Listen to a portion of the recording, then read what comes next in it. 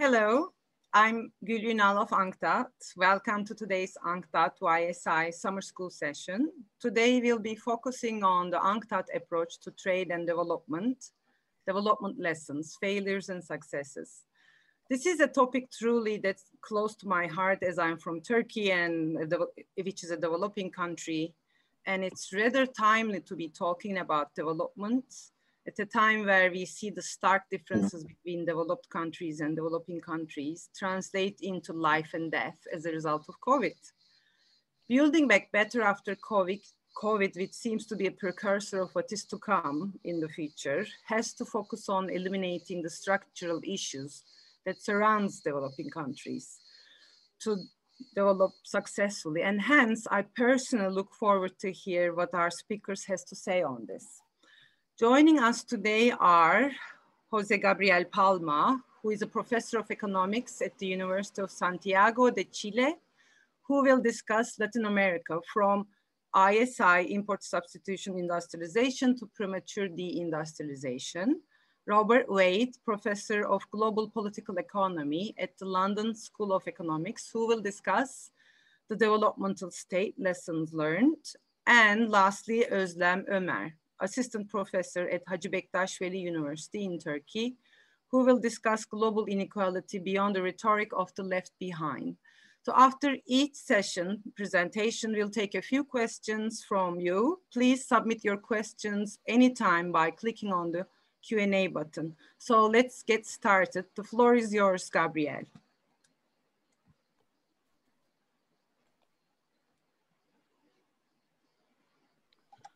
Hello. Thanks for inviting me. As we know, the topic today is going to be about Latin American performance in the last about half a century, trying to distinguish the period between import substitute industrialization and the period after the 1980s with economic reform, or the Washington Consensus, or whatever you would like to call.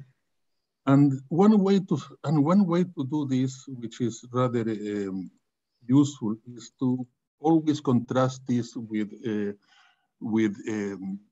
Asia, Southeast Asia and South Asia. One thing that it always strikes me is the contrast between the performance of the Latin American countries, and particularly the late developers in Asia, in terms of the period where basically we were following in Latin America the import substituting industrialization, or better called the state-led industrialization, and the period after economic reforms. One easy way to look at this is if you look at GDP per capita between Brazil and India, you can see that in the period 1950-1980, there was this remarkable surge of Latin America ahead of late develops in Asia. And you can see that the GDP per capita in Brazil jumped from about 12 times that of India to about 20 times that of India. However, in the most abrupt way, and this is something which is quite interesting, the switch took place in a really very short period of time.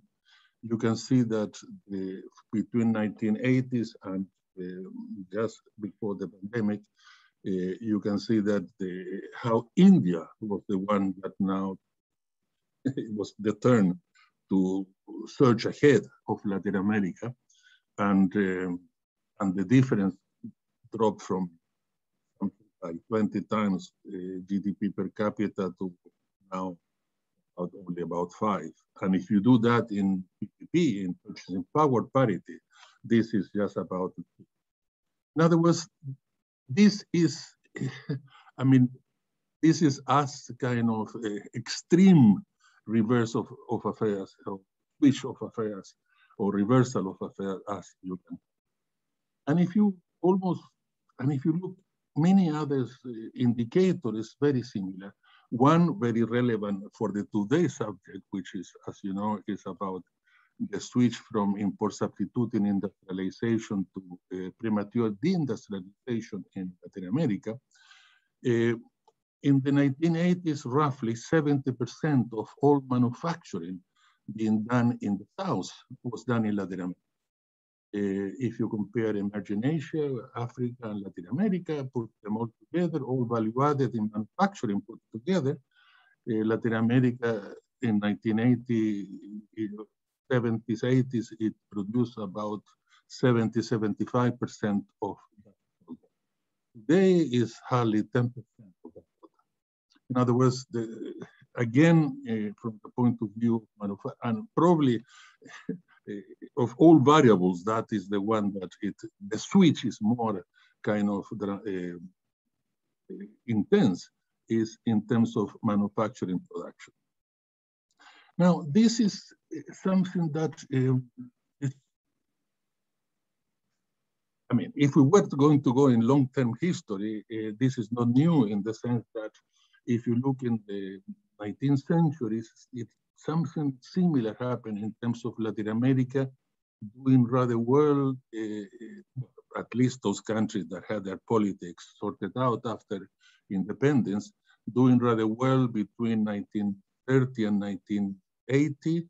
And then in the period what normally is called the second surge of industrialization, which is the time of railways and steam engines and more inward type of development, and then doing not very well or rather badly in the period of the late 1900s and beginning of the 20th century, which is the switch towards the third surge of industrialization, the one that was much more open economy in terms of finance and in terms of rail, steel and heavy engineering and so on. If one wants to find some sort of long-term trend, it seems that Latin America tends to do better when it's, for one reason or another, it has a more inward-looking type of development and industrialization, and it does not do very well when, for technological reasons, changing the political and economic model around the world, now globalization, the switch of the model of development switches towards a more an external-oriented type of development. We tend to do better when we are inwardly looking and not so well or rather badly when it's outwardly looking development. And of course, there's no time to go more into the detail, but it's a recurrent factor. Let's put it like this. I mean, it's not something that it came out of the blue, but somehow it has some historical roots here. We're looking at some sort of long-term, I mean, like, particularly if you look at it from the point of view of what the neo-Schumpeterian like to think of these long-term technological cycles, the long-term technological paradigms, and we tend to do things better when we are doing things inwardly looking as opposed to outwardly looking. Okay, now let's start since looking at the post-war period, and let's look at Chile not just because it's my country of origin, but also because it's since the mid-80s onwards. It has been clearly the one that has the better performance in Latin America. So, and comparing with South Korea. And the indicator I choose here is the productivity gaps, because if you were to ask me all in the possible indicators that we have about economic performance, which is the one that I think is the most relevant, for me, clearly is the productivity gap, the catching up. I mean, there is today some technological frontier. Yeah, I have chosen the US just for convenience, but basically in today's economy, there is a one way of doing things which is already being done in the countries which are in the frontier. And let's take US, but could have been Germany or Japan or a mixture of them. But US just for practical reasons. And if you look at the level of productivity in Chile, vis-a-vis what the level of productivity, the average in the whole economy in the US, we have a really quite remarkable situation in which, if you look at this period, which is a 70-year period, is not a minor, not a short period of time, Chile and Latin America and the rest of Latin America will see with roughly the same, although there are a couple of differences we'll see in a minute. It is like if there is a glass ceiling. Let's say in the 1950s, the average Chilean worker had a level productivity which was about 40-something, 42, 43% of that of the average worker in the United States. And today is very much the same. And you can see that every time that this Chile has done an attempt to do a catching up, move forward, it has hit this kind of glass ceiling and is completely unable to break through. This is particularly clear in the late 80s, 90s, which is the, you can call it the golden age of the economic performance in Chile, the recovery from the remarkable collapse of the 1982 financial crisis. And you can see that when we recover the long-term level of relative level of productivity vis-a-vis the US, here in point B, the whole thing's basically stopped. During the late 80s and 90s, Latin America was catching up, I mean, in the case of Chile, was catching up at a pace that was very similar to that of Korea. In other words, it's not that Latin America is unable to grow. If you look at almost every Latin American, surely Brazil in the 60s and 70s, Mexico 60s and 70s, Chile late 80s, 90s, and the rest, there are periods of rapid rate of economic growth, including productivity. The difference with Asia is that we have never been unable to sustain that rapid period of productivity growth, sustained that period of catching up. That's why I like to say that emerging Asia is like marathon runners, while Latin America, we are like 800 meters run. That suddenly, when we go over that and we get to the 1,000, 1,500 meters, we begin to run out of oxygen. And then the whole thing goes down. And what is quite interesting, his periods, late 90s, the point we don't have time to detail, because Chile didn't have a political crisis, it didn't have a financial crisis, it didn't have an economic crisis, it didn't have a national disaster. Sometimes we do, unfortunately, with recurrent earthquakes. There was nothing exogenous. There's nothing external that can help you explain why this very rapid rate of catching up that we were taking in the late 80s, 90s completely decelerated. Okay, it was entirely that we just ran out of oxygen. And then we remained roughly the same. Now, if you look at emerging Asia, what is really remarkable is not only the speed of their catching up, and it's not only, which is really something very important, how sustained that catching up is in, because it's not that Korea doesn't have a financial crisis, didn't have a financial crisis in 97, but you have to look at more or less with a magnifying glass to, while in Chile, look at but again, somehow emerging Asia knows how to break that glass ceiling and being able to get continue those processes of catching up, while in Latin America, we seem to hit recurrently in this glass ceiling and we are unable to go on. And this happened in ISI as well as in the post-80 period. So, of course, there are many specificities on the globalization, financial liberalization period, but it's not something that it could be, it's not only specific. The specificities of that period, of course, are different, but the phenomena is something which is a more long-lasting phenomenon.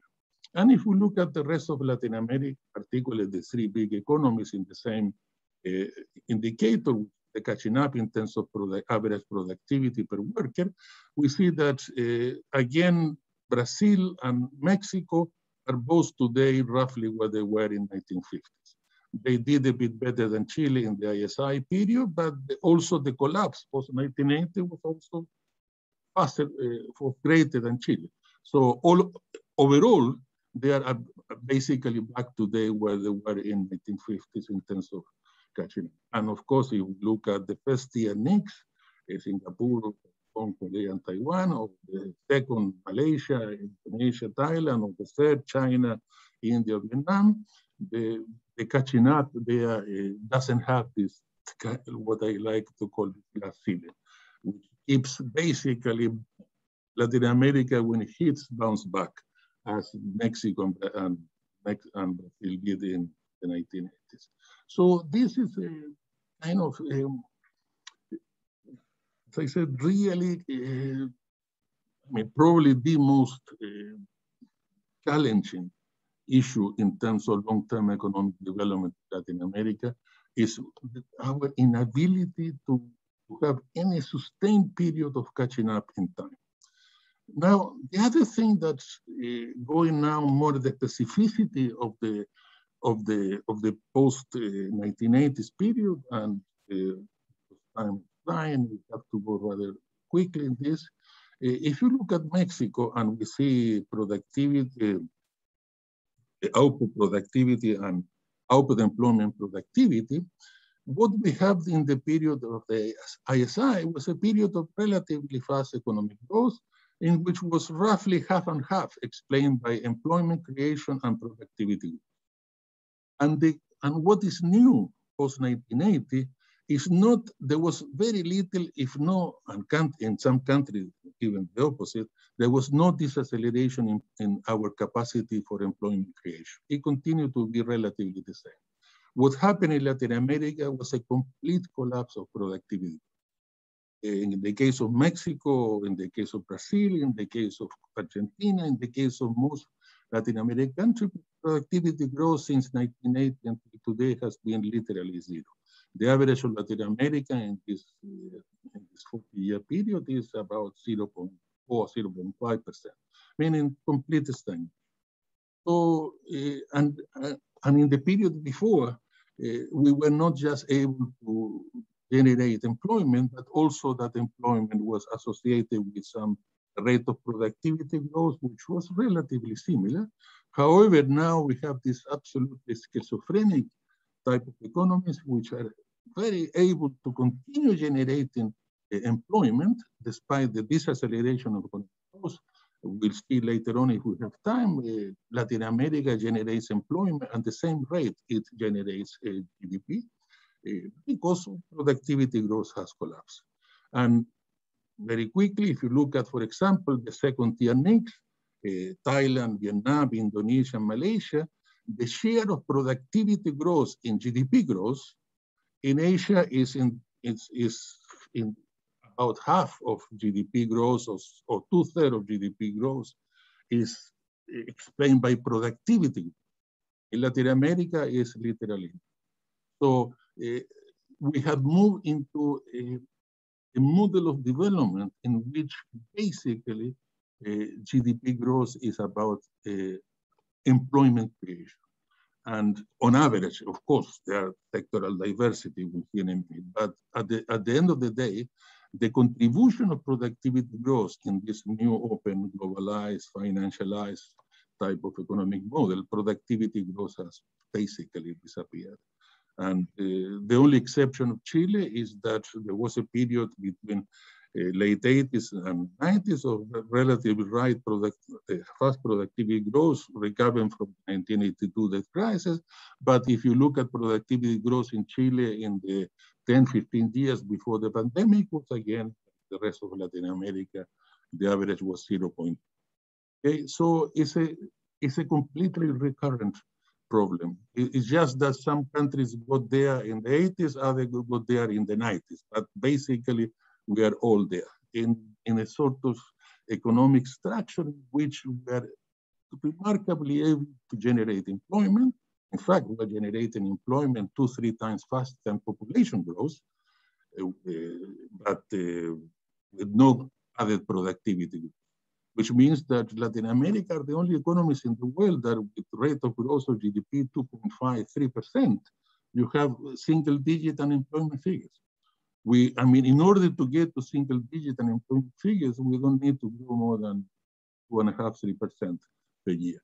Well, if you look at a part of the world like Asia, in order to get to the kind of rate of growth of employment of Latin America, their GDP has to grow 2-3 times faster than Latin America. Now, the characteristic of the economic model since the 1980s onwards, as everybody knows, it has been entirely concentrated in commodities. It has been a real boom in commodity extraction, which has not been followed at all by economic diversification, let alone the industrialization of the export sector. And if you compare, again, productivity gaps, the same indicator, but now, I mean, with the US, but now per sector, you see that the golden period in the case of Chile was entirely first led by a very rapid rate of catching up in terms of agricultural production, and agricultural meaning forestry, farming, as well as other agricultural products. But suddenly that catching up in terms of agricultural production, it hit a kind of ceiling, and then the whole catching up period is fizzled out.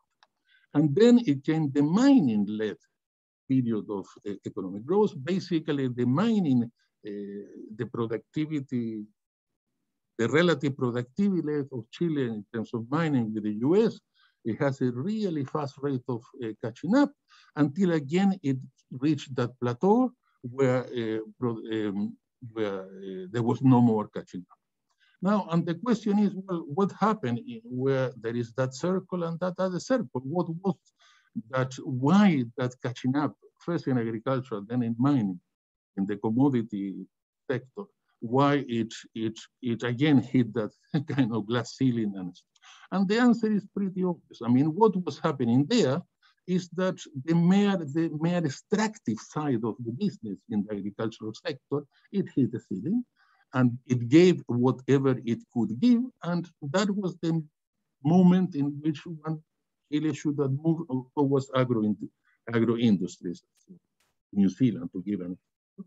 And in the case of mining, that was exactly the same. It was the time where we should move from copper concentrate to copper bars and copper bars to wire. It was a moment in which we have to move forward.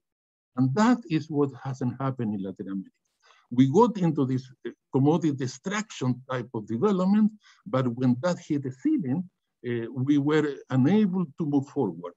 Both governments and the business elite, it was completely reluctant to push forward this, because as the experience of Asia is that if you want to have this sustained catching up, somebody has to be pushing, somebody has to be moving things forward in the big jumps that you have to do in the case of commodities would be from mere extraction to industrialization. And that's why what we had failed particularly badly.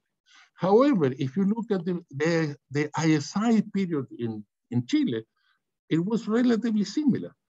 Then it was manufacturing that was doing all the catching up because all policy was about import substitute in industrialization. But again, in the 60s, we hit that kind of ceiling and then there was no more catching up.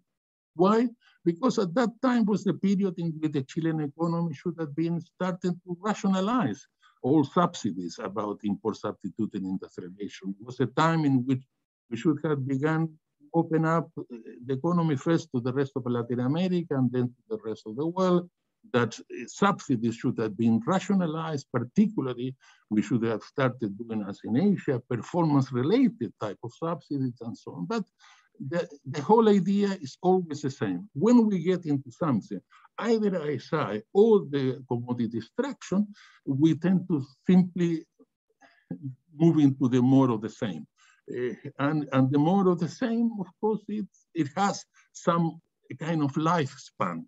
But when the more of the same, it gives what it can provide in terms of catching up, we completely fail to move forward, to basically do the restructuring that we need in order first in ISI to begin to rationalize that import substitute industrialization, began to slowly make it into an export-led type of industrialization, and in the case of commodity, to move from the mere extraction into the industrialization of the commodity.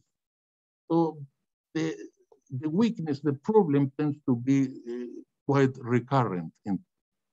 And if you look at catching up between Chile and Taiwan, I mean, it cannot be more obvious how we are doing rather well vis-a-vis Taiwan or Korea, if you Korea as a denominator in terms of commodities, but in terms of service and manufacturing, collapse of the relative collapse of productivity growth in Chile or the rest of Latin America compared with Asia is kind of, I mean, it's almost, I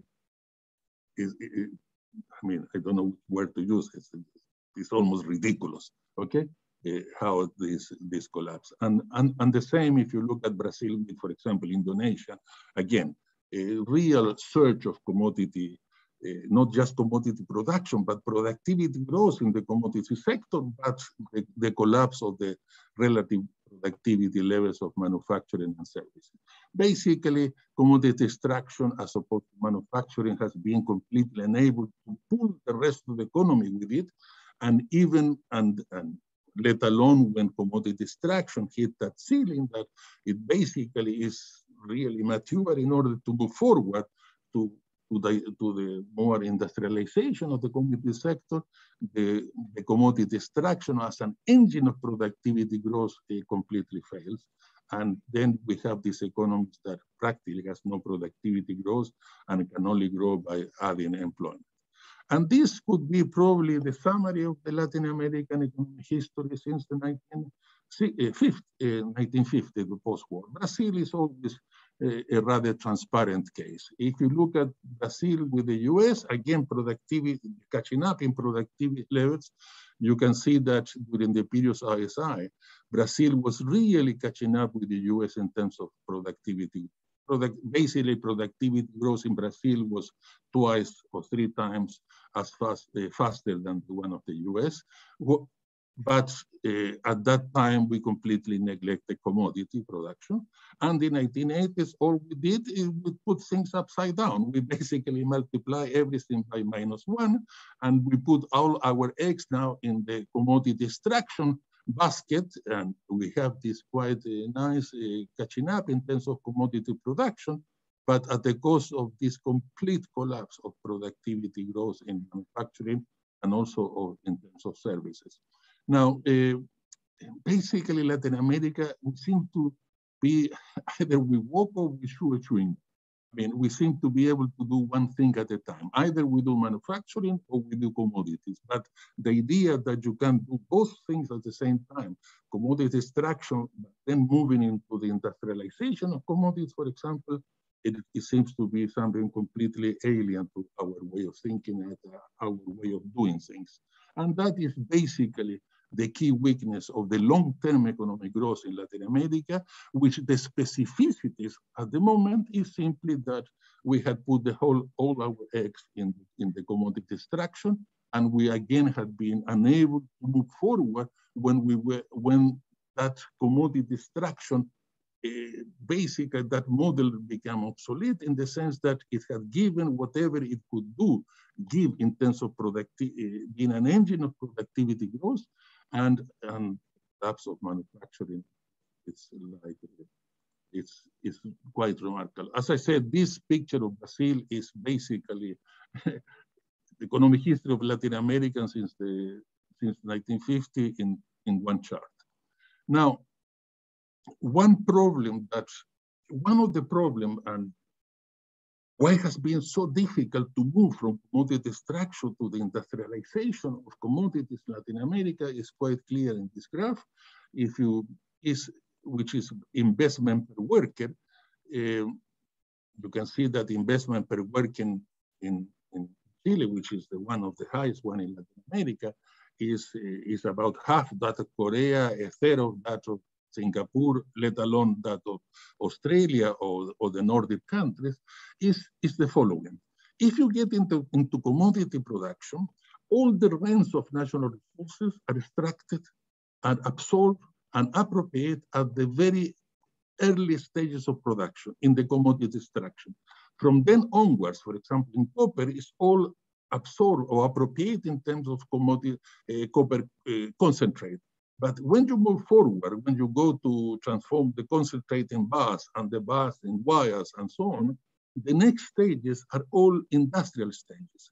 And those industrial stages are first very capital intensive, and second, they are characterized by relatively low level of returns because first, the technologies are very mature, there are no rents on that side, and second, because the product, the end product, the Chilean copper bar is the same that a copper bar from any other country, meaning the product is very homogeneous. And when you have industrial processes in which technologies are mature and products are homogeneous, basically you have relatively competitive markets, and in relatively competitive markets, the rate of return is relatively low.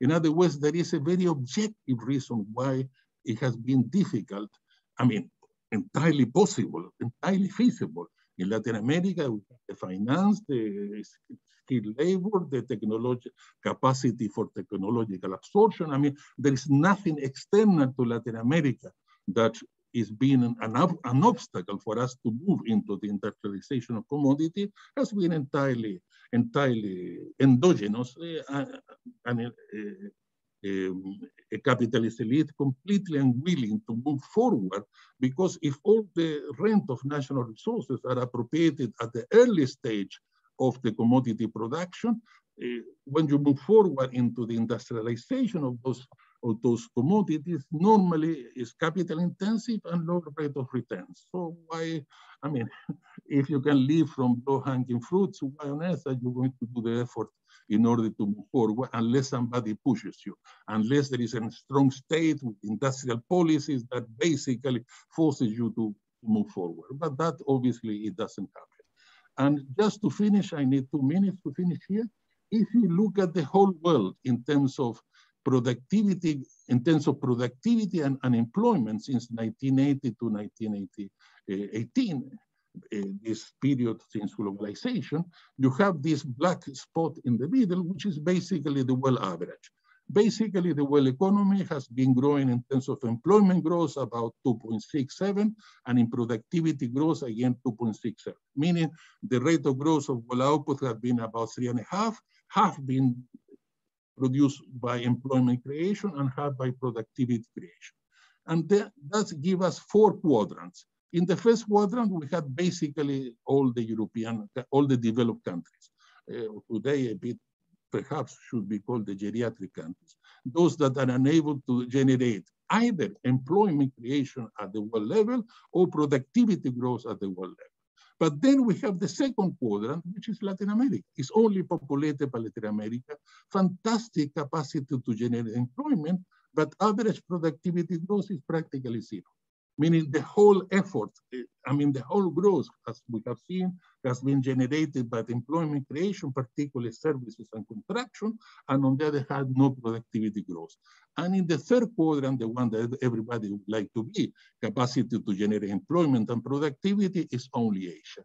And whenever we have a Latin American country, and I finish here, whenever we have a Latin American country like Chile in the late 80s and 90s, which somehow, for reasons that we obviously have no time to go, managed to move from 2 to 3. It managed to grow, to move from the first period, 86, in which it has high employment creation, but in fact, productivity decline. It managed to move forward to quadrant 3, where it generates high level of employment productivity. That is a temporary level of affair. And we basically we went back home. Our home, this productivity too. One in which high level of productivity generation, but very low level of productivity growth. While Asian countries, when they are in 3, they're able to remain in 3. That's, remember what I said about being marathon runners as opposed to just medium distance runners. In Latin America, almost every country at one point in time, it has moved from 2 to 3, but none of them has been able to sustain that rate of economic growth. And in order to sustain, basically you have to walk and chew chewing gum at the same time. You have to do commodities and industrialization of commodities. You have to do ISI, but also do it in a more export-oriented level. Basically, by doing one thing at a time and being unable to move forward, what we do that when we manage to get our affairs more or less okay and we have rather fast rate of economic growth, that has been a temporary state of affairs, and we go back home, which is this quadrant 2, high level of employment creation, service and contraction especially, but no capacity to generate, sustained capacity to generate productivity growth. Thank you. Thank you, Gabriel. That's a very insightful presentation. So it's very intriguing, really, the inability of Latin America to sustain its growth. And what I can hear your claim clear and loud is that its inability to diversify and depend on commodity. And there are lots of questions for you. I'm going to give you in 2 batches. And I'd really like to ask you to stick to maybe in your answer to the first batch, 2 to 3 minutes and another 2 minutes.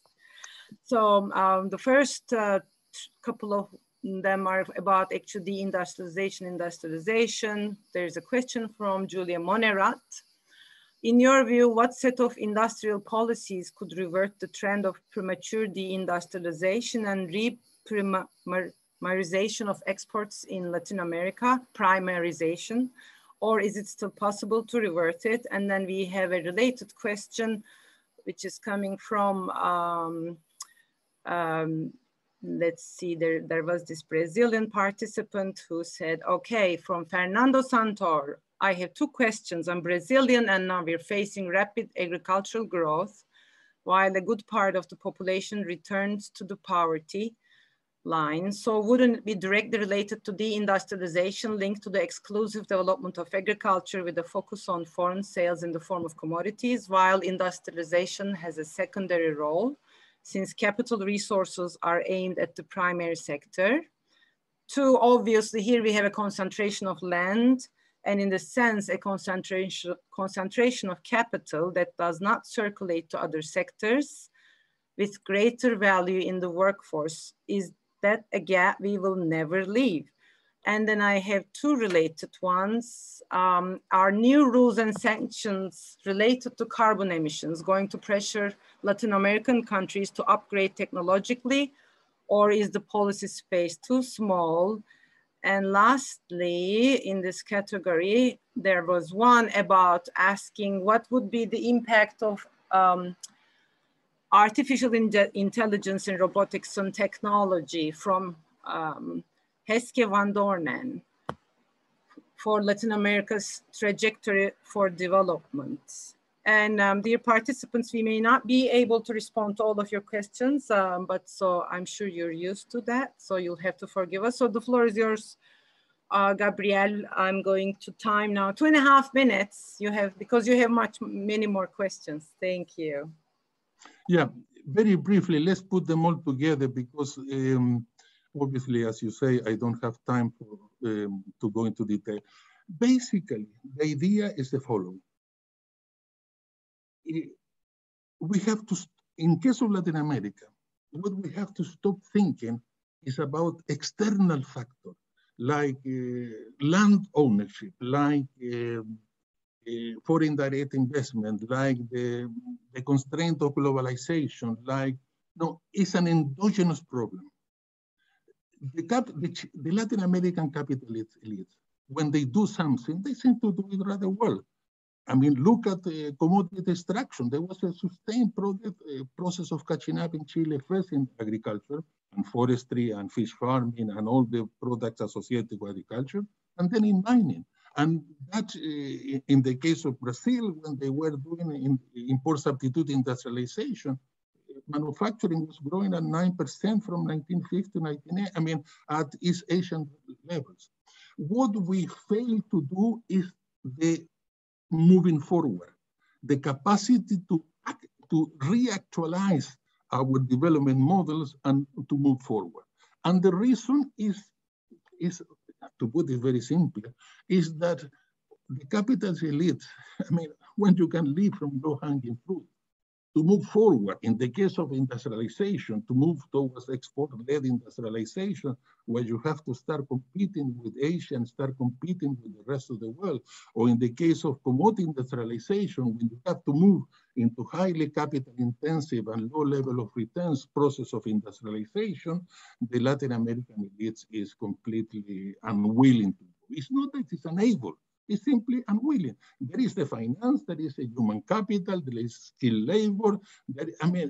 Technologies are pretty mature and easy to absorb. In other words, there is something in the core of the political settlements that are built in Latin America, where we have a capital elite which is relatively good at the low-hanging fruit type of activities, which could be either manufacturing, but when it's inward developed, or a commodity, but when it's commodity, just a kind of commodity extraction, and then we don't move forward. And for me, the key lesson of Asia, if you look at Taiwan and Robert's book, or we look at Korea and all the work of other people there, the key lesson for me of East Asia is that catching up, long-term catching up, is something that the capital elite has to be compelled. Somebody has to compel it to move forward. It's not going to happen because the invisible hand. Okay, the invisible hand is not going to lead you from commodity extraction to commodity industrialization. The invisible hand is not going to lead you from inward-led industrialization to some more competitive outward-led and rationalized outward-led industrialization. What you need is a strong state capable of implementing the economic policies which are necessary in order to compel the domestic elite to move forward. And these policies, of course, changes in time. For me here, the neo-Schumpeterian type of thinking is, of course, the policy in order to compel to do that in the 19th century was different, the 20s different today. But basically, here we go back to industrial policy. The specificity changes in time. But the idea is that you have to compel the domestic elite to move forward. And when you have a domestic elite that has completely captured the state, and they love this low-hanging fruit type of life, and obviously they get it rather nicely doing that, basically, we inevitably get stuck when the low-hanging fruit type of growth, it reaches its maximum, and we need to move forward. It will not happen because of the invisible hand, and it doesn't happen because we don't have the kind of East Asian state capable to compel the domestic elite to move forward. Thank you, Gabriel. We actually have a quite related question, which is coming from UNCTAD. And he says, or yeah, I think it's a he, mine is a more conceptual question. You seem to consider that the cause of the prematurity in the Latin American deindustrialization processes is ultimately political. That is Asian ideological pragmatism versus non-creative destruction in Latin America, according to your paper. The empirical evidence of the different nation trajectories is very hard to contest. However, do you believe it's possible to incorporate the issues you brought up in your dissertation, thesis in a more holistic or integrative model? That is to consider the different national trajectories as the result of some sort of uneven and combined development, or as the consequence of the differential impact of the global capitalist restructuring after the 1970 crisis, 1970s economic crises. I think you responded to the question from Laurel and Kaziboni about why, he says, why can't Latin America do all three, commodities, manufacturing, and services? Why is it one or the other? In my view, you have responded, but if you would like to elaborate, Laurel would like to get some elaboration particularly about governance and institutions. And then there's a rather interesting one about inequality, which is, could it be, let's see that, I've read that question, but maybe because I'm not able to find it right now, but let me ask you as much as I remember, which is how about the role of inequality in the Latin American development? I mean, all questions are quite challenging and quite I know, but you have only 2 minutes, sorry. I know, so apologies because I won't be able to discuss them properly, but basically the idea is the following. The Latin American capitalist elite has this kind of rentier, is part of the DNA, okay? No matter what development models it moves, ISI, commodity, export-led globalization, in all of these development models, there is an early stage of low-hanging fruit type of things. Basically, huge rents, like for example, in commodity extraction, all the rents of natural resources, which of course in Latin America is all privately appropriated. Of course, in Latin America, the process of privatization in the 80s, as everybody knows, including those of natural resources, was a degree of corruption that it's always almost impossible to believe. So basically, when we move into a new model of development, as I said, in the case of from ISI to commodity extraction, suddenly there was a new niche of low-hanging fruit type of economic activity, which is the mere extraction of commodity production. And that was rather well, in the sense that if you look at productivity levels in Latin America in terms of agriculture and mining are fairly much the same as the rest of the world. I mean, they're incredibly competitive in spot markets of raw commodities. And it's not that we don't know how to do things. It's just that the capitalist elite like that low-hanging fruit type of niche in which there is a huge amount of rent to be appropriated. Of course, the inequalities associated to that. But when it comes to do the next step, to move forward, to have a more sustained level of catching up. And in the case of commodity production, it cannot be more obvious that it's the industrialization of commodities. But because today, in this world economy, if you want to industrialize, you have to find your niche. Chile is not going to compete with Bangladesh in textile or Korea in microchips, but it certainly can compete with anybody in copper bars or copper wire. So the idea of moving forward is where we basically fail, because the catching up needs to be compelled. That is the key issue. The key lesson of East Asia. If you want to have a sustained process of catching up, you have to have a strong state capable of compelling the domestic elite to move forward. And when you don't have that capitalist state capable of doing that, and a very rentier-oriented type of capital elite, then you get stuck in those low-hanging fruit niches, and you do rather nicely when those niches still have some air on it, still some space for catching up, but when you hit the ceiling, you get stuck in that ceiling. Thank you, Gabriel, for this very informative and insightful session, really. You got so many questions, like more than 30 or so, and I'm hoping that the participants will forgive us. And I'm also hoping that the other two speakers will be able to respond to some of these questions. Can you give me 1 second, because I forgot one point about premature industrialization. My main idea about premature decentralization in the case of Brazil is basically is that when we move into ISI, what we failed to build was a kind of critical mass of manufacturing able to self-sustain that process of growth of manufacturing coming up when the subsidies were withdrawn. Basically, when the subsidies of ISIs were withdrawn, the whole thing collapsed, not because the level in terms of amount of manufacturing was not rather significant, but what we had failed is to create that sort of critical mass of self-sustained industrialization. That's why it's premature decentralization, because from a Caldorian point of view, manufacturing collapsed before it was able to get into that kind of sustained development of manufacturing. Okay, thanks a lot. Now the floor is with Robert Wade, who is going to talk about developmental state lessons learned. The floor is yours, Robert.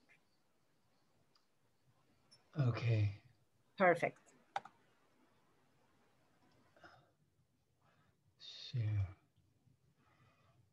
Okay, good. Well, Gabriel and I did not coordinate our talks, but you will see, I hope, that there are strong complementarities. Wait a second. Okay, so I want to begin by giving a larger picture, that is a more global picture, to the one that Gabriel has given you of the structure of the world economy. And I begin with a chart showing the average income of 6 regions of the South as a percentage of the average income of the North. This is in monetary terms rather than purchasing power parity terms, from 1970 to 2008. And I mean, this is a really, really dramatic and shocking chart, especially given the widely understood idea that the distinction between developed and developing countries has become obsolete. Why? Because the South and regions of the South are catching up with the North. And basically, you can see from the fact that most of these average income lines are fairly horizontal from all the way from 1970 through to 2020, that there has not been much by way of catch-up of these 6 southern regions. The top line is Latin America. The bottom line is South Asia, with sub-Saharan Africa just above South Asia. So that's the first point you should take from this, that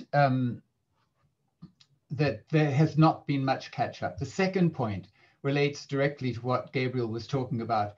If you look at what happened between about 1980, let's say the onset of the hard Washington consensus, the hard neoliberal agenda. I was working in the World Bank at that time, and I saw at close quarters the dramatic transformation in World Bank thinking in favor of what later came to be called the Washington Consensus.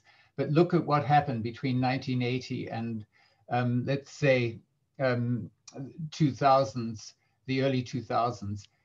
In all the regions, there was a significant fall in the share of, in the percentage of Latin America, the 6 regions of the South relative to that of the average of the North. That was the one of the impacts of the implementation of these of this basically neoliberal agenda, which I'm going to be talking about in just a moment. So this, I think, is one of the most dramatic charts that anybody interested in development can see. And this is much the same information. It shows the same 6 regions, but now with the average income of each expressed not as a percentage of that of the North, but as a percentage of that of the average of the South. And basically you can see that no region manages to escape the gravitational pulls on the whole of the South. No region manages to escape upwards. I have to make one point clear. I should have said this before. China is excluded from this. China is the great exception. China is overcoming these very strong gravitational forces. So here's another way of getting at the same point. This comes from a World Bank study in 2013, which identified 101 countries as middle-income countries in 1960, and by 2008, only 13 of these 101 had become high-income countries. And of those 13, all of them except Japan, because Japan was one of the middle-income countries in 1960, all of them except Japan have very small populations, so that the share of the world population, which rose up from middle income to high income country over these 50 years, was very small. Of the 13, 5 were in Northeast Asia, 4 were peripheral Western Europe, and 4 were miscellaneous. Equatorial Guinea, of course, should never be called a high-income country because it's basically an oil field owned by the president, who is very wealthy, and everybody else is very poor. Here's another way of getting at much the same point. How many non-Western countries have become developed in the past 2 centuries? Obviously, the answer depends on how broadly we classify non-Western countries and developed. But my list of non-Western countries that have become developed in the past 2 centuries, so we're not talking since the Second World War, we're talking the past 2 centuries, non-Western countries would include Japan, Russia, Taiwan, South Korea, Hong Kong, Singapore, Israel. That makes a total of 7. And again, they make up a very, very small share of the world population. And of course, it's misleading to just talk about countries and in average income differences between countries, because we have to cross-cut that with income distribution within countries as an index of class. And so this chart, the basic point is not all that clear, but it shows at the top, this is the Gini coefficient on the left-hand axis, the Gini coefficient, and at the top is a cluster of developing countries, and then there is a no man's land, and below that there is the cluster of developed countries. So there's a pronounced difference between in income inequality using the Gini coefficient between developing and developed countries. And that again points to this basic point that I'm making, which is that the world economy can be thought of as a 2-block structure, a 2-block hierarchy. So the conclusions, I'm racing because I'm aware of the time. The conclusions, number 1, the inter-country economic inequalities that have emerged during the colonial and then the later imperial regimes, these inter-country economic inequalities have persisted subsequently and are now greater than at any point in human history. So there's very high degree of path dependence. The second conclusion, no southern region has converged upwards to the average income of the North, with the big exception of China, which is to say that 7 decades of development, the development industry, the Institute of Development Study, all the UN organizations have not brought much catch up, China accepted. The third conclusion, economic development, that is economic development which is sufficient to catch up as distinct from reducing the incidence of extreme poverty, is really, really difficult. And as I will show in just a moment, there is the economic mainstream for the past 4 decades or so has really run against that idea that economic development is difficult, because the mainstream has basically said the key to development is simply expanding market relations. And the fourth conclusion, as I've already mentioned, it is widely said in the World Bank, in the IMF, in development circles generally, that the distinction between developed and developing countries is obsolete. And the fact of the matter is that it is not. We have much the same 2-block hierarchy in the world economy today as we had in the, say, 1960s. Okay, so let me now go to part 2. And I want to talk about thinking which developed in the North, for how the North, the best policy, economic policy in the North, but especially best policy, economic policy in the South. And this is, as Gabriel has been talking about, the emergence of the so-called Washington Consensus, in the 1980s that the key to economic progress in both North and South is one thing above all, namely expand market relations. So in this conception, the state should play a regulatory role. It should set the rules of markets, but it should not shape the outcomes of markets. That is, it should give priority to enforcing procedural rules of competition and private property over the substantive results that come from those markets. So it should ensure free trade, it should ensure competitive markets and the like. But in this conception, it was really important that the market should determine industrial structure. And this idea was captured by a remark alleged to have been made by a very senior American official. Quote, "If we can make more money producing potato chips than computer chips, we should produce potato chips."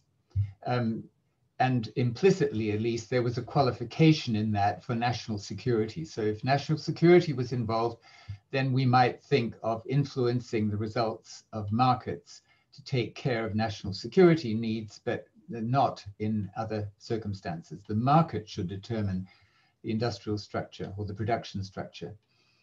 And so there's a question, why this notion of the very limited role of the state? And there are a number, we can understand this in terms of a number of memes which were widely believed through this neoliberal period. One, it was commonly said, governments cannot pick winners. Two, regulation stifles innovation. Three, all governments are predatory. When I worked in the World Bank, the director of research under the vice president, Anne Kruger, the director of research was Deepak Lal. And Deepak, who subsequently became president of the Mont Pelerin Society, and Deepak Lal just went around every day, every opportunity, saying this: all governments are predatory, therefore keep governments out. Another one, government decisions inhibit the freedom of individuals when government decisions go beyond expand market relations, and we don't want to inhibit the freedom of individuals. So these ideas are key to what we know as neoliberal economics, neoliberal political philosophy. I recommend strongly the book by Quinn Slobodian called Globalists, and which is about the birth of neoliberalism. I found it absolutely fascinating. And just to finish this point, I'll remind you of what Ronald Reagan said. The 9 scariest words in the English language are, "I'm from the government and I'm here to help." Those are the 9 scariest words in the English language. So this leads me then to the idea of the Washington Consensus. I'm sure many of you will know this history, but let me just summarize it. The ideas that I've been talking about expand market relations as the key to best practice economic policy in both North and South. They came to be known as, and to be elaborated by British economist long working in Washington, who around about 1990 proclaimed that over the previous decade, a Washington consensus had emerged. This is linking the US Treasury, the US Commerce Department, the World Bank, the IMF, the Inter-American Development Bank, and so on. A consensus had emerged amongst these organizations about best practice for the South. And as I've said, the key to the central point of the Washington consensus is governments must do what they can to spread market relations. So in terms of the domestic economic policy of the state should enforce procedural rules that encourage the spread of market relations, plus providing basic infrastructure. In terms of the international economic policy of the state should practice free trade, no trade protection. free capital mobility, both sectorally and geographically, and then the role of the interstate organizations like the WTO, the World Bank, and the IMF was to frame and enforce international rules consistent with this role of the state. It is sometimes said that nobody really believes the Washington Consensus anymore. I think that that is wrong. The Washington Consensus ideas remain very influential, but I don't have time to elaborate that point now. So in terms then of how this people with this mindset explained the phenomenon of the newly industrializing economies, especially in East Asia, by the 1970s, a few developing countries had broken free of the low-level equilibrium. They were industrializing fast with big gains in mass well-being. Most were in Northeast Asia, near Japan, South Korea, Taiwan, Hong Kong, and Singapore, especially. And mainstream economists explained their success as a result of them, no surprise, expanding market relations. In other words, these countries apparently adopted the Washington Consensus best practice long before the Washington Consensus was identified, and that's why they took off. And so the idea was that these states withdrew from lots of direct interventions in the economy and began to act simply as regulatory states. Now, I want to come to part 3, which is non-mainstream approaches, and I'm leading into the developmental state approach. But the central theme of these non-mainstream approaches is that it matters a great deal in terms of economic development what a country produces. So this is flatly opposite, 180-degree opposite to that statement of the American official: if we can make more money making potato chips than computer chips, we should make potato chips. This is the exact opposite. It matters a great deal in terms of economic development what the country produces, number one. Number two, as Gabriel emphasized again and again, the state has an important role beyond expanding market forces in steering the production structure towards activities with potential for future growth. Gabriel kept using the word compel the capitalists to undertake new activities which had higher potential for future growth.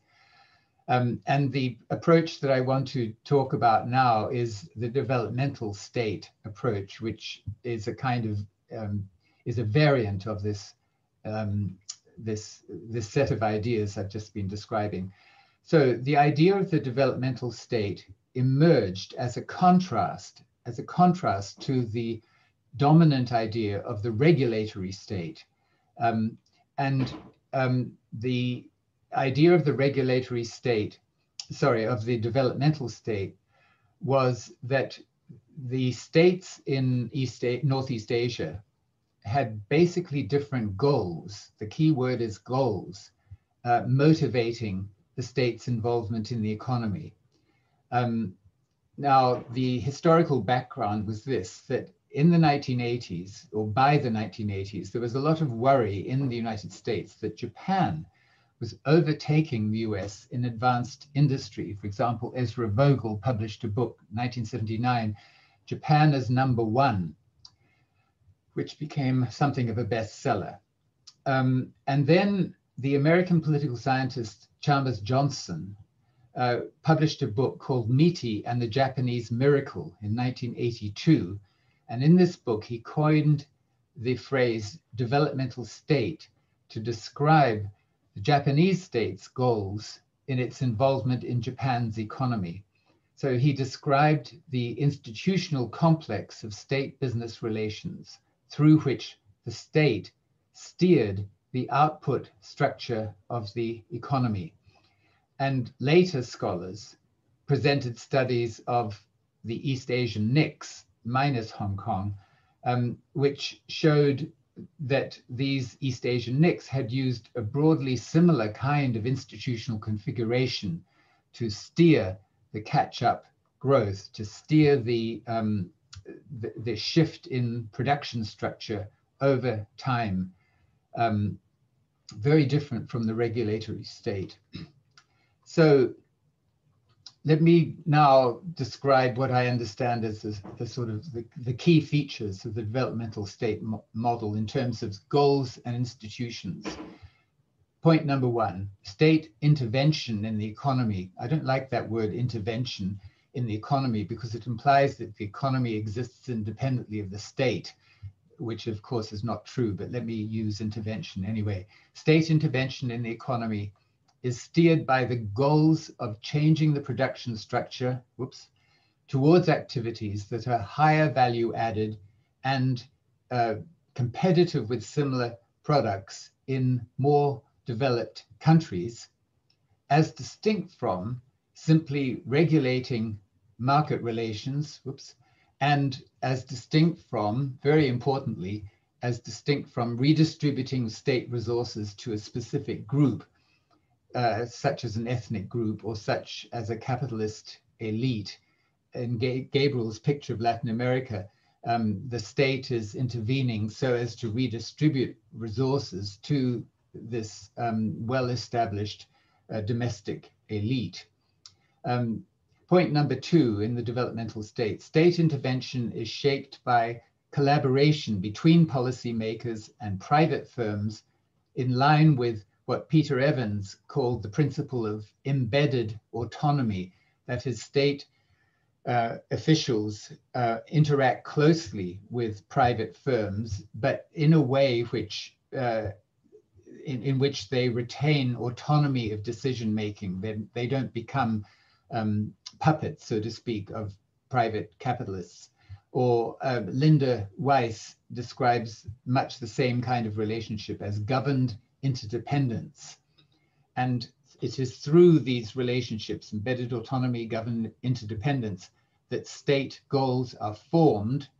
So state goals are not formed independently of private firms. They're formed in collaboration with private firms, and then they are enacted with a state that is able to enact with some degree of autonomy. And the third point, state intervention was carried out through an effective bureaucracy. That's a very important phrase. And secondly, state-controlled banking sector, a state-controlled banking sector. All this is, especially the state-controlled banking sector, is quite contrary to the Washington Consensus. And the fourth and final point to emphasize, these countries had a shared ideology of economic nationalism uniting the population, but this wasn't left to chance. The political leadership devoted great efforts to inculcating, fostering this sense of economic nationalism. So let me come to this phrase, effective bureaucracy. And I'm going to quickly give a picture of the Korean bureaucracy, and I'm talking now of the 60s and 70s. I did my fieldwork in Korea in 1979, and then compare it with the Indian bureaucracy, which I also studied at in some detail. So how was the Korean bureaucracy able to be so effective? There were several components to this, but here are a few, just a few. First of all, lots and lots of in-service training. So all civil servants were expected to attend regular in-service training courses. And of course, these training courses also taught nationalism and also taught loyalty to the president. Secondly, promotion in the bureaucracy. The promotion formula included heavy weight, not just to attendance at the in-service training courses, but to the percentage score in the exam at the end of the in-service training courses. Thirdly, each bureaucracy, each agency instituted lots of collective incentives, not just individual incentives.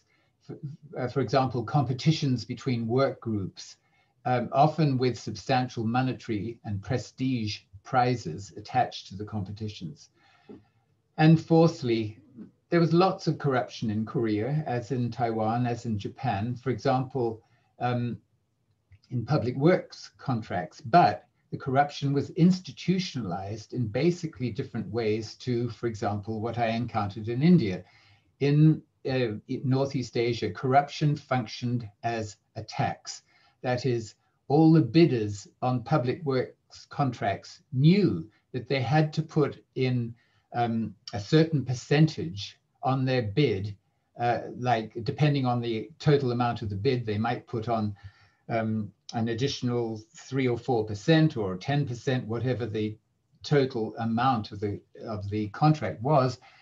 But everybody put on the same amount. So from the point of view of the official allocating the contract, the official didn't worry that if he allocated the contract to a certain contractor, he would receive less corruption money than if he allocated to another. He knew that he would get the same whoever he allocated to, and therefore he was more likely to allocate the contract to who he thought would do the best job. And just the contrast with India at much the same time. In-service training, very little in-service training of any kind. I'm talking now at the state level, not at the federal level in India. Promotion came in a fixed order. It was very rare that outstanding performance was rewarded with accelerated promotion, because if that happened, those who were leapfrogged would go to court and block the promotion of the person who was outstanding. Collective incentives, there were none. Corruption in public works contracts, for example, corruption functioned as a price. So if I was the official allocating the contract, I would be likely to allocate to the contractor who offered me the most money compared to the other competing contractors. And so that had a very different kind of developmental effect. Let me see, how am I doing for time? Basically, you don't have time, Robert, but okay, if I can give you a minute. All right. Okay, let me come now to what happened after the 1980s, 1990s. So after the 1980s or so, Korea and Taiwan had many companies competing on equal terms with sophisticated Western companies. And they had large numbers of US trained economists who were all advocates of neoclassical or neoliberal economics and advocates of the regulatory state. And these economists pushed the governments to substantially cut back the developmental state and move in the direction of the Washington Consensus. And of course, the US government was applying strong pressure in the same direction. And so many analysts declared the developmental state is dead in Northeast Asia. But then something happened. In the early 2000s, China, which was following the so-called East Asian model of the developmental state very closely, began to really compete with many firms in Korea and Taiwan. And these firms and the governments saw China's fast technological rise as a major threat to their future manufacturing capacity. And so the governments of Korea and Taiwan and Singapore rebooted strategic activism, having allowed it to sort of fade away somewhat in the late 1980s and 90s. They rebooted strategic activism on the part of the state with the specific idea of competing against Chinese firms in certain industries, or rather keeping well ahead of Chinese firms in certain industries. So China's rise has induced the return of what two IMF economists have called the return of the policy that shall not be named, that is to say, industrial policy, in the West, but also in Northeast Asia. And so that across the West, even in Britain, there is talk of industrial strategy. And this is prompted both by the rise of China, but also, of course, by COVID. And I think going forward, we will see that there is now quite a bit more interest in sympathy for the idea of strategic activism, as distinct from the idea that the state should basically just be a regulatory state. So these are my conclusions. First of all, and this is the most important, the inter-country economic inequalities established in the colonial and imperial eras have continued and are now greater than at any time in economic history, indicating that economic development is really, really difficult. And this is to affirm Gabriel's point about the need for a quite strong pushing state. And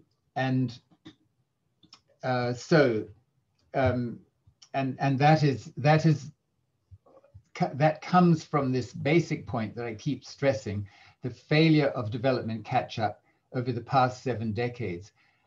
Development catch-up can happen, but it does need a strong pushing state that is not simply trying to redistribute public resources into the hands of a small elite or ethnic group. Thanks. Thank you very much, Robert.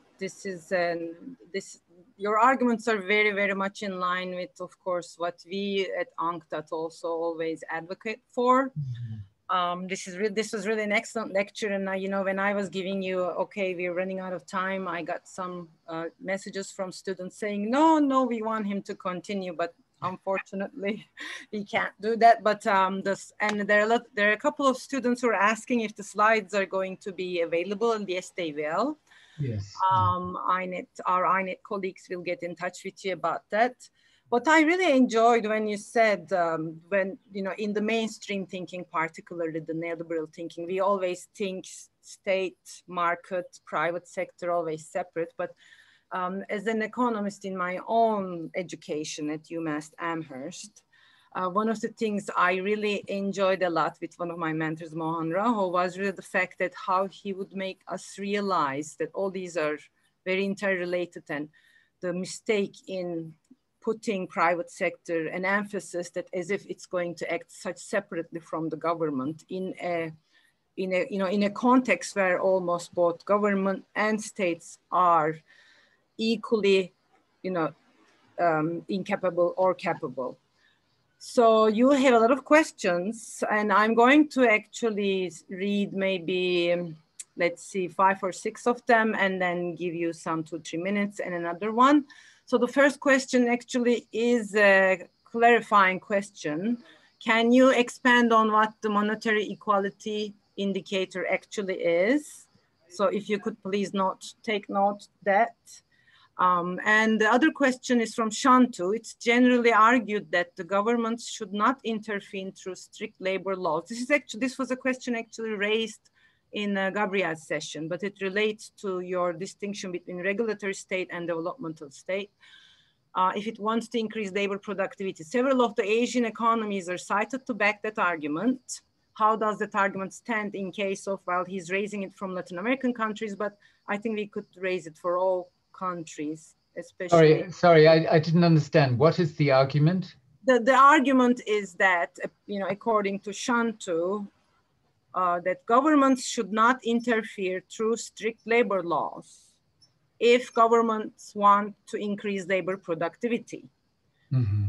Several of the Asian economies are cited to back that argument. Probably, China, because, there's a significant suppression of labor wage or used to wages, whatnot. So how does that argument stand in case of Latin American countries? And I think it would be useful to expand the question to the rest of the developing world. And there's a question from Kabir. Would you please tell us the situation of economic inequality between the pre and post-colonial era in South Asia, a little bit of economic history there, if you would like to respond. And there's another one from Deandra. You mentioned that 7 years of development did not bring many countries up. When suggesting— 7 decades. 7 decades. 7 decades, sorry. When suggesting this finding, how do you take, and that's a very good, important point actually, how do you take into account that most OECD DAC members have not yet achieved 0.7% of gross national income target for ODA? And then Palguni, so this is the last one that I'm going to include in the first batch. What brought about the configuration of politics, ideas, institutions, and policies in the East Asian tree that we call the developmental state? What motivated key national actors to cooperate with each other to make a growth coalition and agree to promote very high investments and a national development plan to upgrade the production structure? What was the coalitional glue? Palguni is asking. And I think he has another one.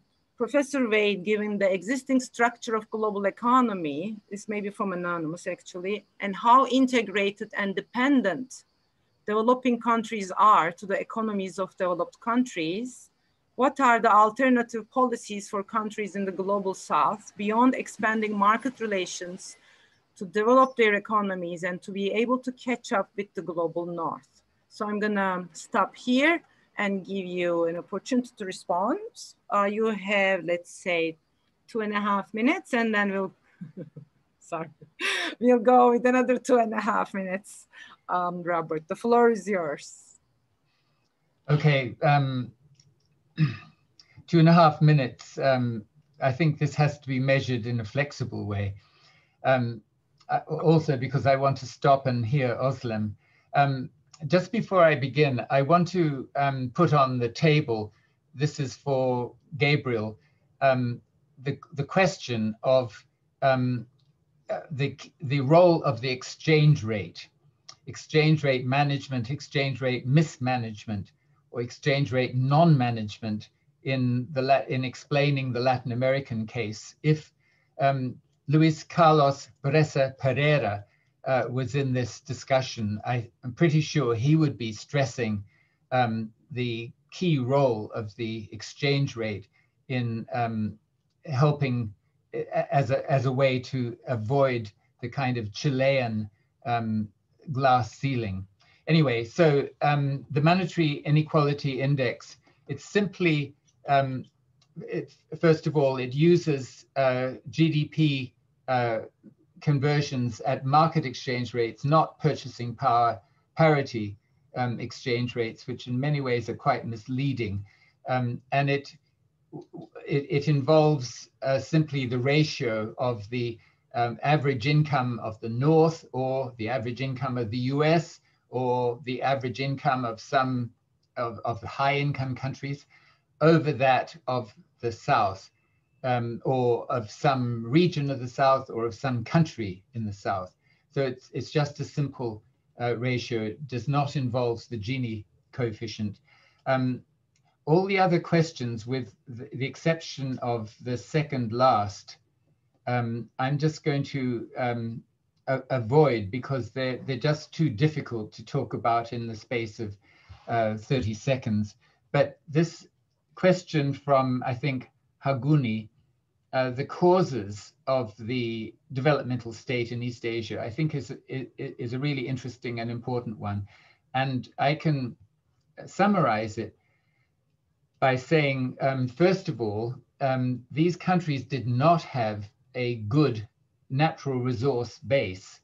I mean, it was clear to everybody that they couldn't rely on exporting commodities like seaweed or rice, for example. So that's point number one. Point number two, after the Second World War, they were faced with being very close to communist countries.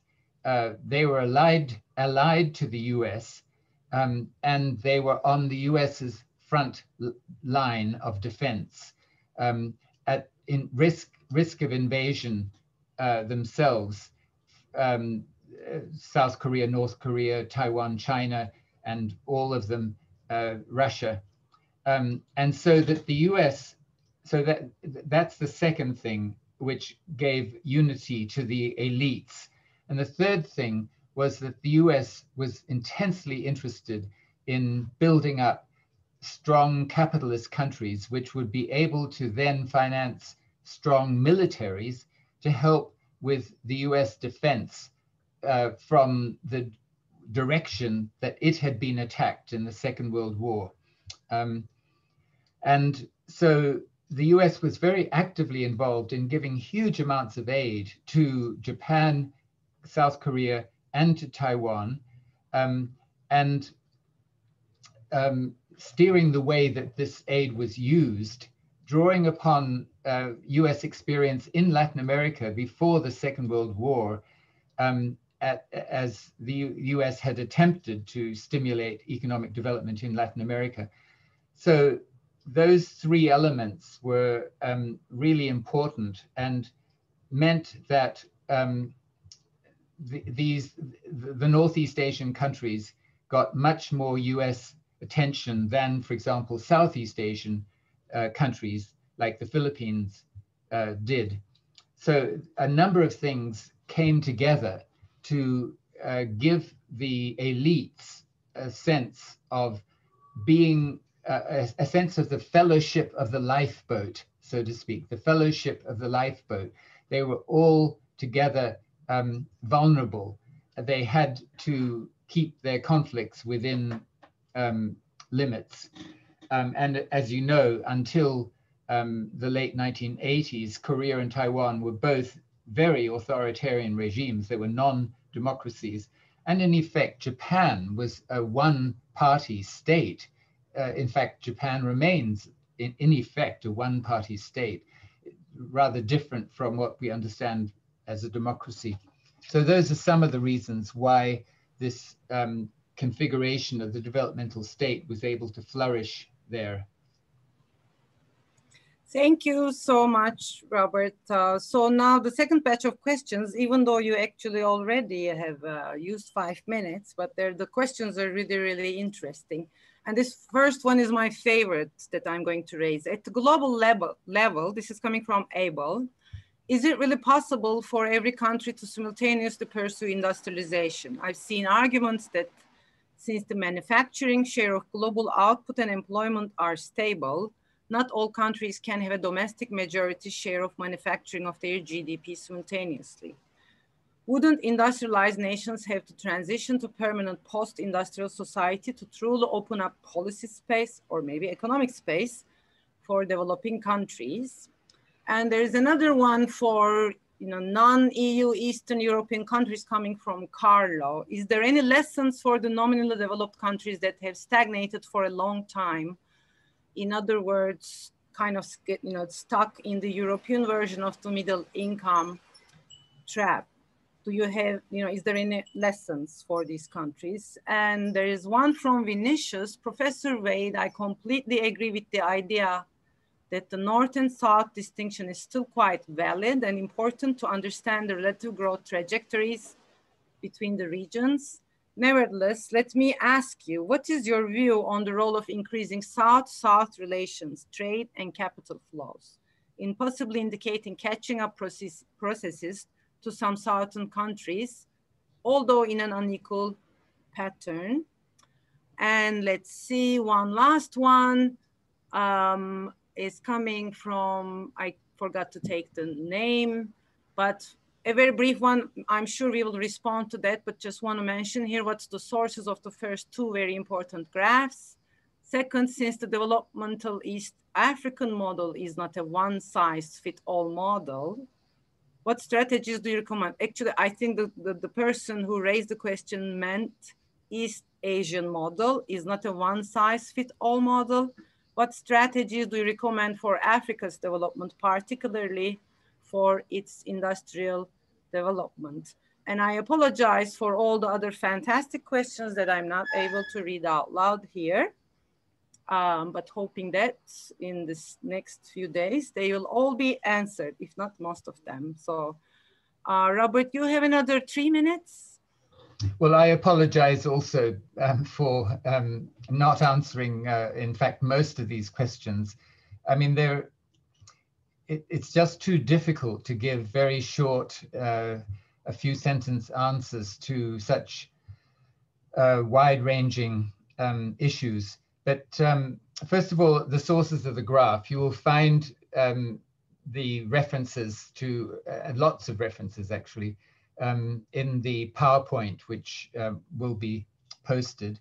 In terms of catch-up and this question about can all countries follow a manufacturing route, I think that there is scope for much more South-South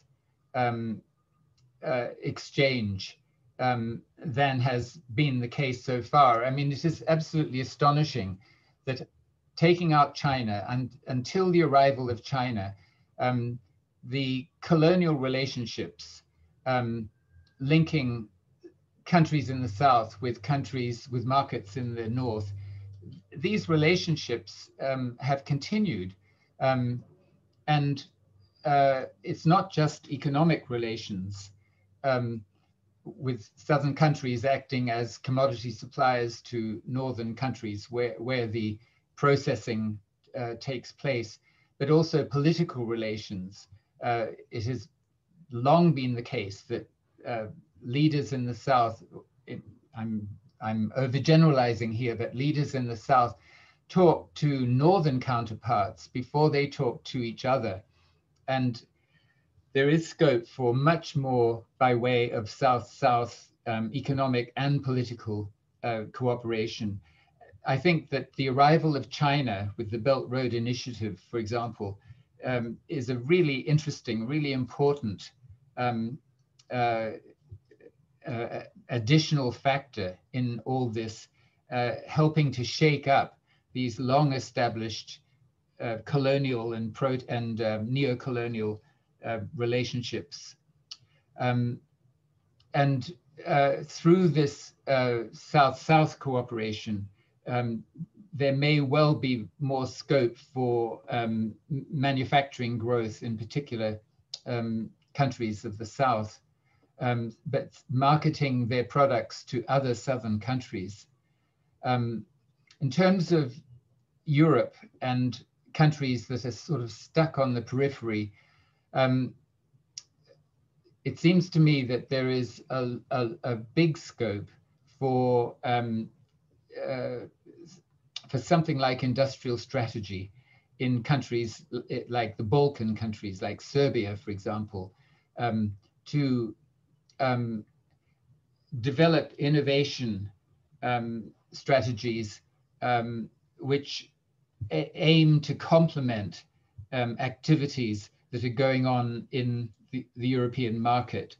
But as I think Gabriel would agree, this has to be done with a lot of collaboration between, in the case I'm talking about, the Serbian state and Serbian and other Balkan firms, so that something like the developmental state in peripheral Western Europe is, I think, a promising direction to go in.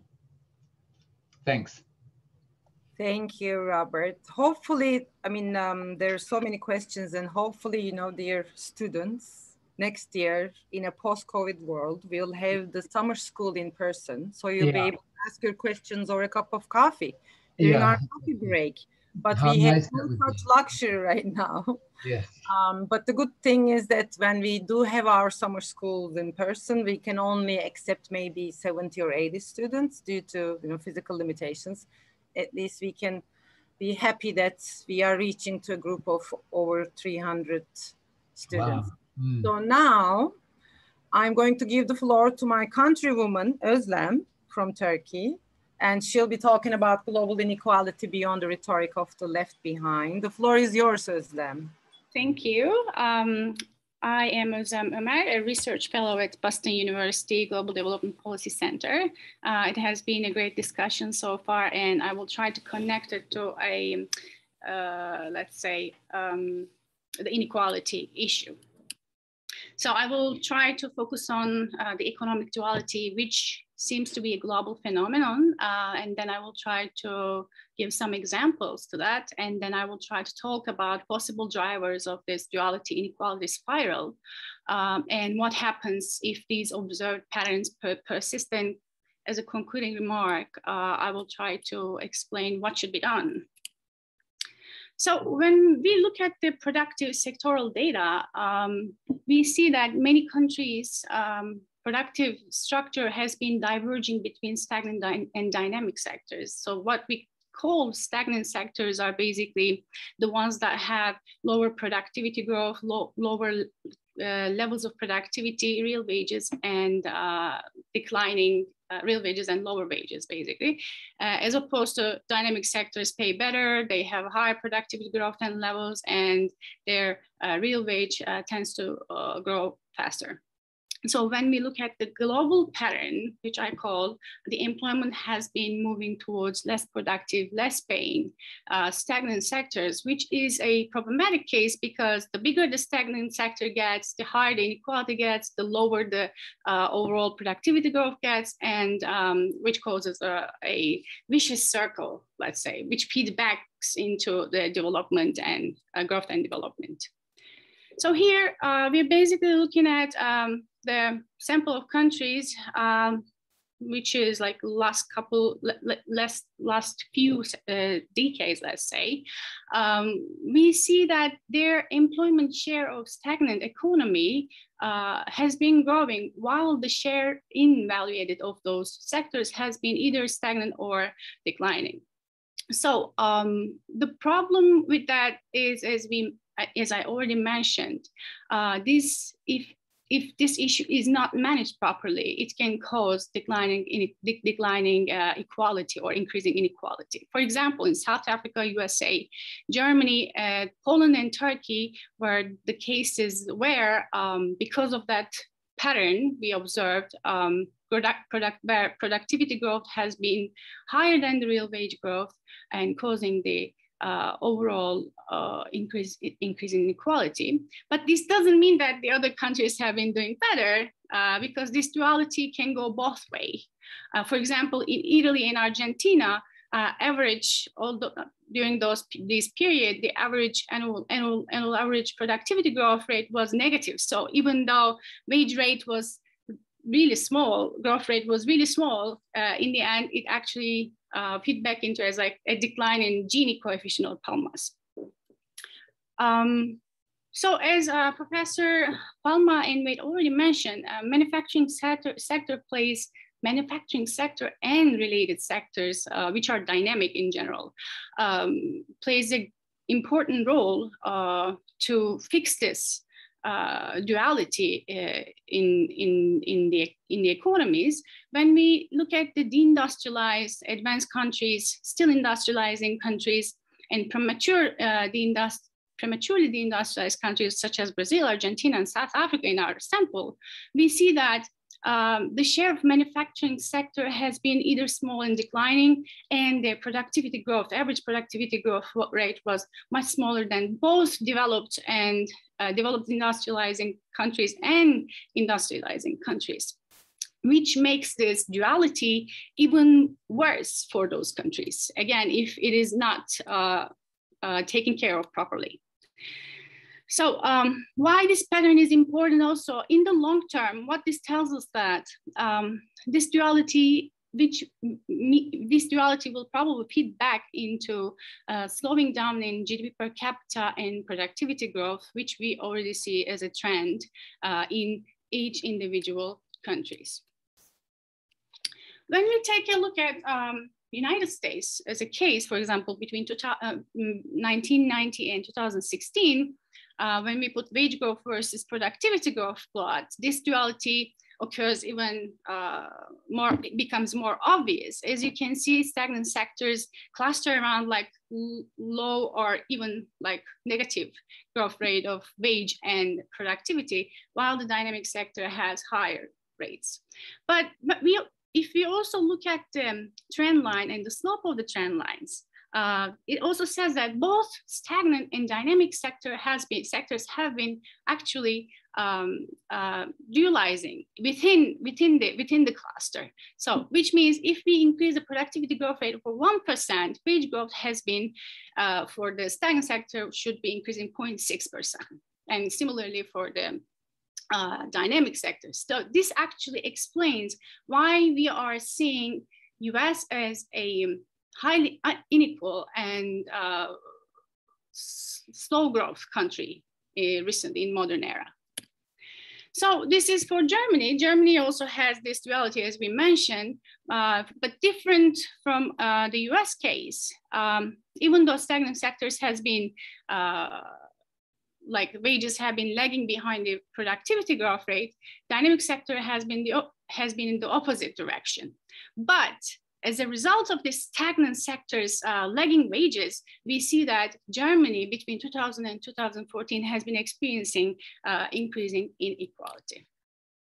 For the Brazilian case, it's even more interesting because manufacturing, which is supposed to be a dynamic sectors, behave like a stagnant sector, but different from the previous countries. We see that especially between 2003 and 2014, with the government minimum wage or labor-friendly policies, we see that stagnant sectors has been actually doing better in terms of wage increases. So between that period, we see that Brazil has been actually declining. Brazilian inequality has been declining for the period. But after 2014, even though data is not here, it started to pick up again. So inequality actually started to increase again. So who are those actually that are pushed towards the stagnant sectors?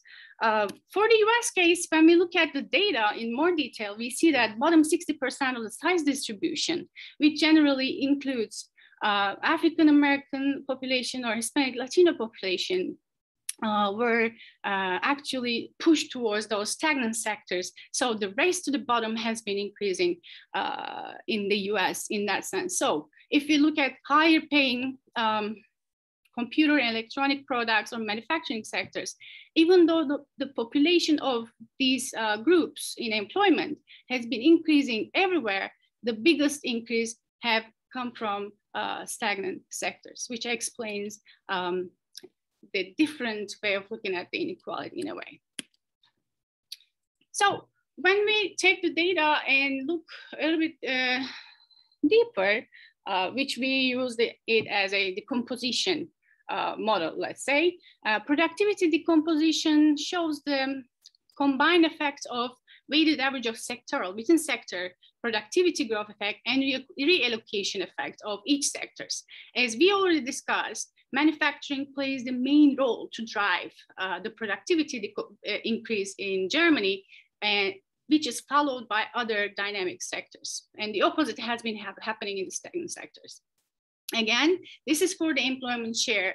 As we all know, when we talk about the employment increase, we have to look at the productivity growth, which has a negative impact on employment, and the demand growth for this sector's products. So these combined effects tells us how much each sector has been actually contributing. So if we look at the manufacturing for Germany, its contribution to productivity growth was higher than the demand growth. So it actually couldn't contribute to this dynamic shift within the country.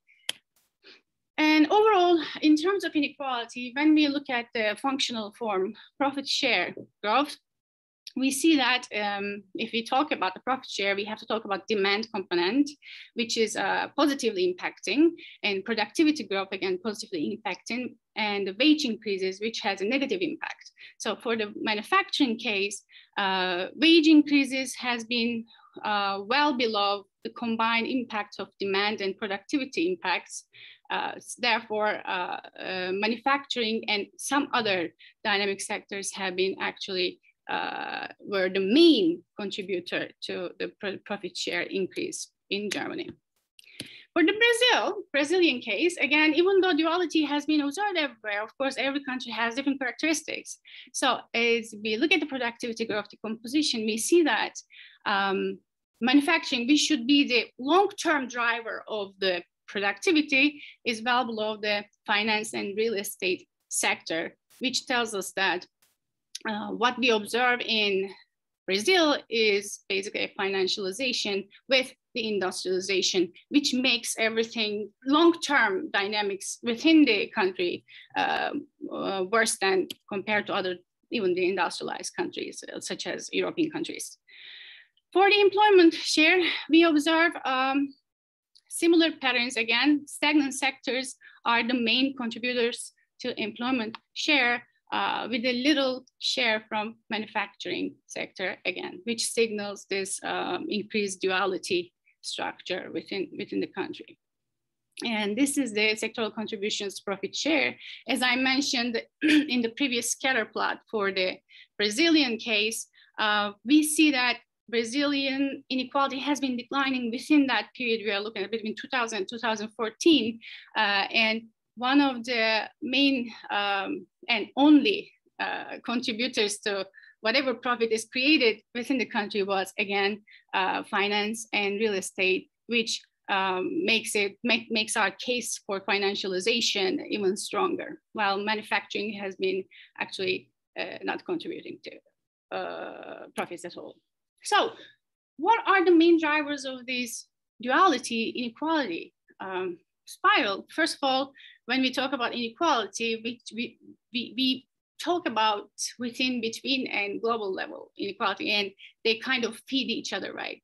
So definitely wrong and insufficient protective distributive policies were the main drivers of the increasing inequality for each country.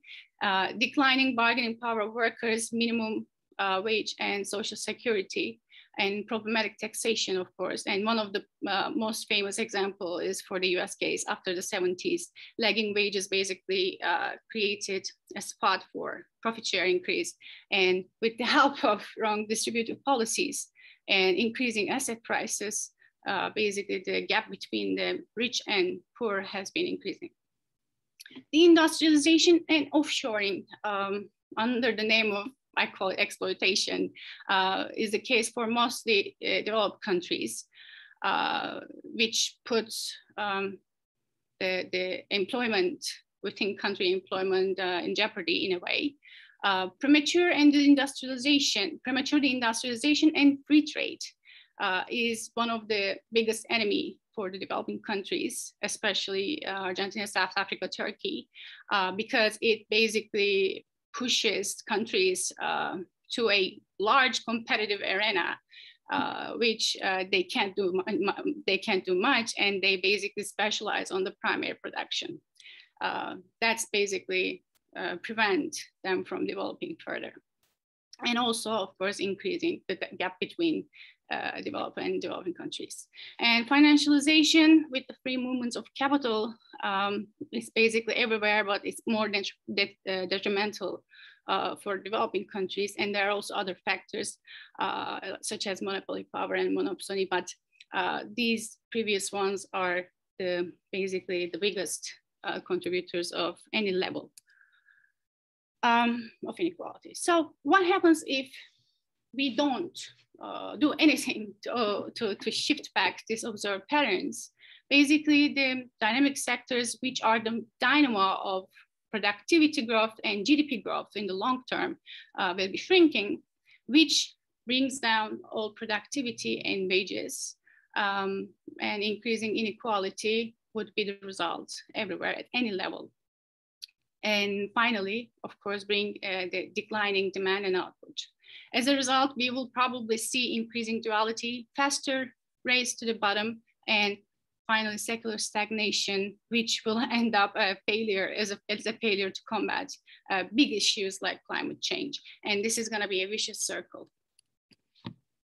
So what should we do within scale and global scale?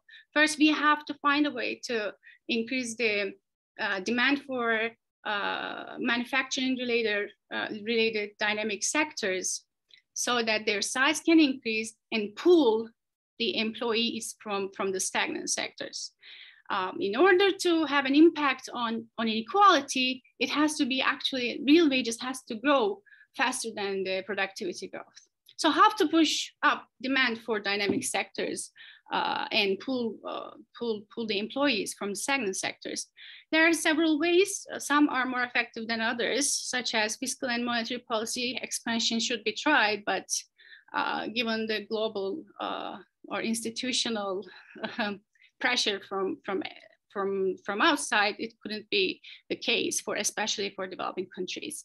And redistributing policies income towards low-income households could actually increase the demand for the dynamic sector's goods, and this way maybe create some dynamics for bringing more employment to those sectors. And of course, income policies to stimulate wage growth in stagnant sectors relative to dynamic sectors could also help, but it wouldn't be enough to address more fundamental and structural problems. So what else could be done, especially in a global scale? First of all, collective action for more equal and greener at the same time, given the timeline, world has to be pushed by everyone. So strong, long-lasting redistributive policies needed at the same time, simultaneously between and global level. So we have to prevent wage repression. We have to create better employment contracts, and we have to increase bargaining power of workers. And of course, global taxation, which includes every country possible, would be helpful. And we need better social security, healthcare, and education for everyone. Free trade agreements, global institutions such as World Bank, IMF, WTO, they all have to be redesigned and organized to help developing countries transfer these necessary technologies that Professor Palma was talking about to reach the necessary industrialization level to move forward in a way. So it must provide, when they were doing it, it is the question if the country itself would be able to do it. I doubt it, unfortunately. Both local government level and financial support from abroad institutions are definitely needed for the technical support, especially if we are talking a green transition. It has to be equalizing, and especially developing countries need help. I don't know if I have time. I just want to go for quick simulations. So basically, if we are going to take some actions, especially within— we have like 7 or 8 minutes still, Özlem. Oh, great. That's fine.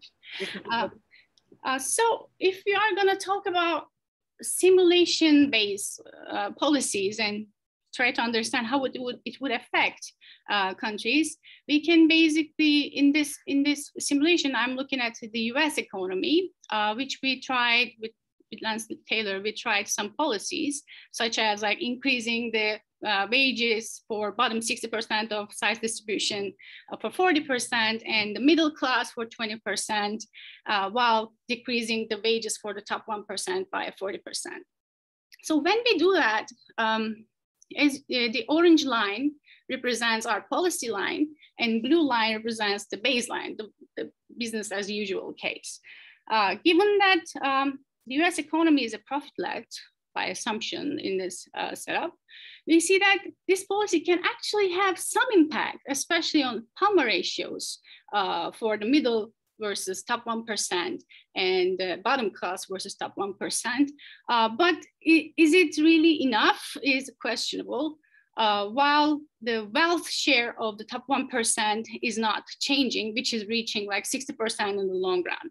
So what we are seeing here is that even though those policies could be helpful, it wouldn't be just enough to get whatever we want in terms of decreasing both wealth and income inequality within country setup. So we have to take radical steps. What we tried is basically in the Norwegian and Swedish setup. We created this wealth fund where we actually tax the capital gains of the top 1% of the distribution and the middle class, and redistribute it to the bottom class. By doing that, we see that both Palma ratio, which represents income inequality, and the wealth ratio has been actually declining even in a higher percentage. Because while we are doing this, we are also letting the economy, wage growth, letting the economy to grow, to increase wages above productivity growth. So if we want to fix things, we have to first aim higher wage growth rates, higher productivity growth rates, and really distinctive radical policy steps. So here it is. This for today for me. I can try to answer questions. Thank you, Özlem. This was very informative, and thank you for also finishing earlier, like you finished 3-4 minutes earlier. Thanks for demystifying the factors that are affecting global inequality, and particularly your emphasis on financialization, which we call at UNCTAD hyper-globalization. So you have a couple of questions. And one is coming from Ermias from Ethiopia. While the standard view is that the stagnant sector contributes big in employment and pays low in wage, however, this sector pays higher than the so-called dynamic manufacturing sector, mainly foreign firms situated in industrial parks in Ethiopia. How do you interpret this anomaly in the context of duality? And related to that, Mohammed is asking, what is the role of disruptive technologies in your scheme of duality of stagnant and dynamic sectors? And lastly, is industrialization of agriculture something that should be done for development if we take climate change and pollution in consideration? I had an understanding industrializing should be undone. So the floor is yours again, dear Özlem. Thank you for really good questions. About the last one, industrialization for agriculture in terms of green transition. While doing this, it's definitely needed, of course, first to grow faster and to get to the next stage of development, but also to have a better transition to green industries. But it doesn't have to be undone. I mean, it doesn't have to be preventative of like industrialization. We can still industrialize in a way that it could be green. That's the whole conversation today, right? But the question is then how Brazil or Ethiopia or South Africa is gonna go through this without having high unemployment or without having any huge debt burden, right? This is then the question.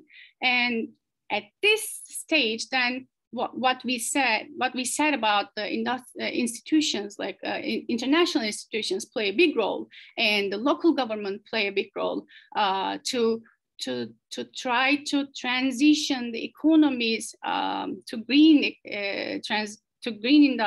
industries in a better way. So again, as already mentioned by previous speakers, we need a political power and will to take this step. So industrialization can still happen. In terms of disruptive technologies and how it would affect the employment, especially I believe in developing countries, of course, automation and other technologies would definitely have an impact on increasing unemployment. But again, if we can manage to somehow create enough demand, either via exports or via within country demand, we can still diminish the impact of this disruptive technologies, especially in developing world and also developed world. About the stagnant sectors paying more in Ethiopia, it's probably the government policy and also what the country's scale is, right? Like what kind of, like do you have a better mining and agriculture than the, let's say, manufacturing? It's always easier and comfortable for countries to go for whatever they are good at. That's why probably the policies that supports stagnant sectors, higher wages is probably also a choice of policy by the government, which I don't know much about Ethiopia, but this would be my first guess. Thank you, David. Oh, I can't hear. Okay, yeah, now I unmuted myself. Thank you very much, Özlem. And thanks to all our fantastic speakers and our audience for being part of the second day of the summer school. So now we will give a 10-minute break. I have like, well, I'm in Turkey, but by Geneva time, it's 4:36.